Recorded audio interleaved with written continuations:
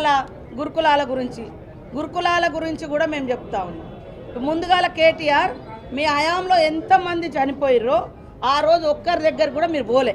కనీసం ఇప్పుడైనా ప్రతిపక్షంలోకి వచ్చినావు కదా, ఈరోజు పోండి. మొన్న వాంకడి ఘటనలో మా మంత్రులు నలుగురు ఫాలోఅప్ చేసినాం, నేను కూడా ఫాలోఅప్ చేసిన. మా దామోదర్ రాజనరసింహ గారు రెగ్యులర్గా అక్కడ హెల్త్ మినిస్టర్గా వారు ఉండి ఎప్పటికప్పుడు అందుబాటులో ఉన్నారు.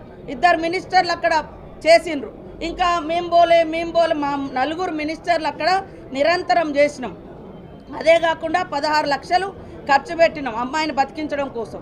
మధ్యలో అమ్మాయి అంటే ఒక కొద్దిగా కోలుకున్న తర్వాత సడన్గా మరి హార్ట్ స్ట్రోక్ లాగా కార్డియక్ అరెస్ట్ తోటి మళ్ళీ కోమాలోకి వెళ్ళిపోయి చనిపోవడం జరిగింది.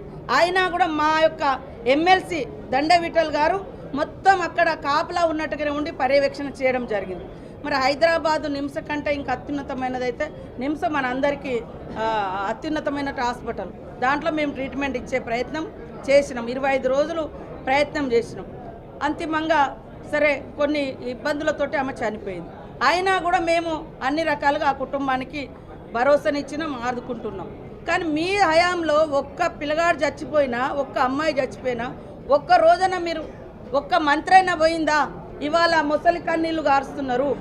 ఇవాళ ఈ హాస్టళ్లలో జరిగే వాటి వెనుక కుట్రలు కూడా మేము తొందరలోనే బయట పెడతాం. ఖచ్చితంగా కొంతమంది హాస్టళ్లలో ఉండేటువంటి వాళ్ళతో కూడా కొన్ని లింక్స్ పెట్టుకొని అవన్నీ ఏమేమి జరుగుతున్నాయో అవన్నీ కూడా బయటికి తీస్తాం.